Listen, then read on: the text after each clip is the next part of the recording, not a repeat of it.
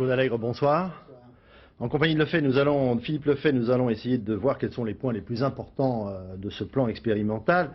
Quand on constate que vous allez augmenter par dizaines, par centaines le nombre de personnels encadrant les enfants à l'école, on pourrait penser qu'il s'agit là d'abord d'un constat de carence des parents.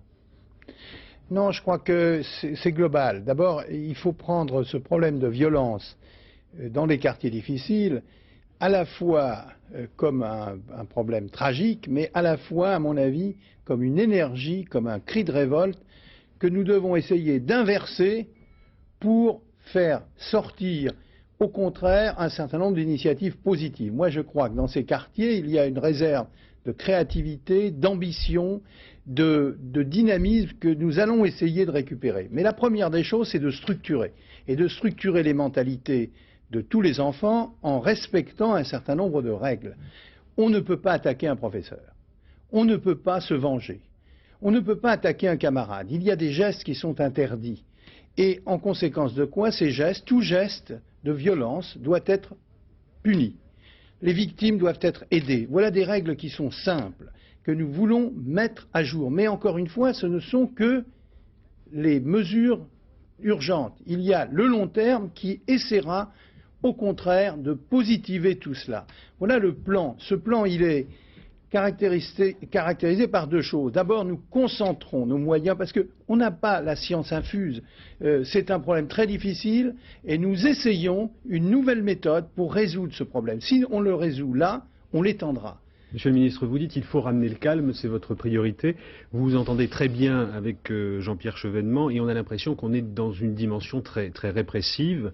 Et vous dites notamment qu'il faut écarter les enfants les plus violents et les mettre dans des internats, dans des maisons de correction, je mets le mot entre guillemets. Est-ce qu'il n'y a pas là un danger d'exclusion supplémentaire? Non, pas du tout. Alors je ne suis pas du tout dans cette logique-là. La logique, c'est de sortir ces enfants pour les mettre dans des endroits dans lesquels, au contraire, l'éducation sera renforcée. Il a été inexact dans votre reportage de dire nous allons bien sûr augmenter le nombre d'enseignants dans un certain nombre d'endroits en faisant aucune création de poste cette année. Mais non, mais pas de création de poste, il y a des redéploiements à faire. Les enseignants qui sont utilisés à des remplacements, par exemple, inactifs, peut être momentanément utilisés là. Ce n'est pas des créations, il y a des tas de choses qui peuvent être faites sans création. Et donc, le problème de l'enseignement est naturellement traité. Mais je crois que dans ces établissements spécialisés, c'est quelques dizaines d'enseignants nécessaires, ce n'est pas des centaines, heureusement. Nous allons au contraire augmenter la part d'enseignement, de dialogue, avec un souci constant qui est la réinsertion. Donc je crois que c'est un contresens de penser que c'est quelque chose de répressif. Non, mais il y a des règles. À mon avis, pour se structurer intellectuellement, il faut accepter un certain nombre de règles en société. Et il ne faut pas opposer le traitement à long terme et le traitement en court terme.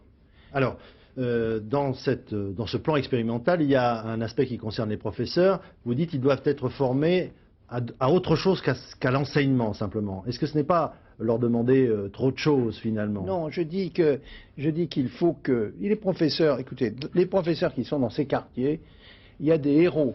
Ils font des choses extraordinaires. Les professeurs, simplement, il faut qu'ils soient préparés, certains.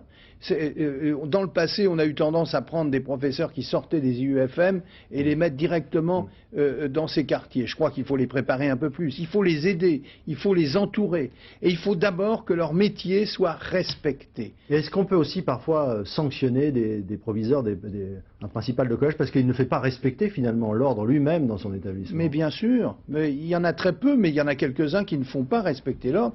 Et le métier de directeur, de chef d'établissement doit être également beaucoup mieux respecté et beaucoup mieux valorisé. Ce que je crois aussi, c'est que les enseignants qui iront dans ces zones, qui vont dans ces zones, qui font un travail formidable, ils doivent être reconnus, ils doivent être aidés, leur travail doit être valorisé et leur qualité doit être reconnue. Autrement qu'à l'ancienneté. autrement qu'à l'ancienneté, bien sûr. Claude Allègre, un rapport de 2 ans fait par des enseignants lyonnais a montré que l'une des raisons de la violence à l'école, c'était la question de l'école dans la société. Avant, l'école avait un rôle très, très précis, ça formait, ça intégrait. Aujourd'hui, l'école ne serait qu'un point de passage obligé avant le chômage. Comment est-ce qu'à terme, à plus long terme, vous allez travailler sur cette dimension-là de la violence à l'école? Mais nous travaillons déjà, et je dirais presque que les emplois jeunes montre cela. Les emplois jeunes emploient des gens qui seraient au chômage et avec cela, ils luttent contre la violence. Donc nous sommes en plein dans le sujet. Vous avez raison. Le problème fondamental, c'est le chômage, c'est le mal-vivre, c'est les tensions de la société. Mais bien sûr, mais c'est pourquoi ce plan est un plan. Vous avez vu autour de moi l'ensemble de mes collègues concernés, non seulement l'intérieur, la justice, la jeunesse et les sports, la culture, qui sont des éléments essentiels, la politique de la ville, qui sont des éléments essentiels. Ce plan, c'est un plan de réintégration, c'est un plan de faire des banlieues, des lieux que je crois profondément. Moi, je crois que la créativité... Est-ce que l'école se forme à l'emploi? Est-ce que l'école se forme à un métier? L'école doit conduire, in fine, à un emploi, à une insertion dans la société, à une formation de citoyens, bien sûr. Alors, pour terminer, Monsieur Allègre, question simple, pourquoi y croirait-on cette fois, même si j'ai là une sorte de message de félicitation de votre prédécesseur, Monsieur Bayrou, qui dit ce qui est proposé aujourd'hui est dans la droite ligne des plans qu'il avait proposés. Pourquoi cette fois-ci devrait-on y croire, nous, parents d'élèves, millions que nous sommes? Je vous le dis franchement, je ne vous demande pas de croire. Je vous dis simplement, nous mettons beaucoup plus de moyens, nous coordonnons beaucoup plus l'action et nous essayons une nouvelle approche en mettant à peu près quand même 10 fois plus de moyens. Donc j'espère que ça va réussir. Et vous nous rendrez compte de tout cela? Et je vous rendrai compte dans 6 mois, à partir du 1er janvier, je vous rendrai compte dans 6 mois, puis dans 1 an, régulièrement, car nous avons fait une série d'observatoires de la violence à l'école, avec des observateurs indépendants, et nous rendrons compte au public, à l'ensemble de nos concitoyens, de cette action. Merci. Rendez-vous est pris donc pour dans 6 mois.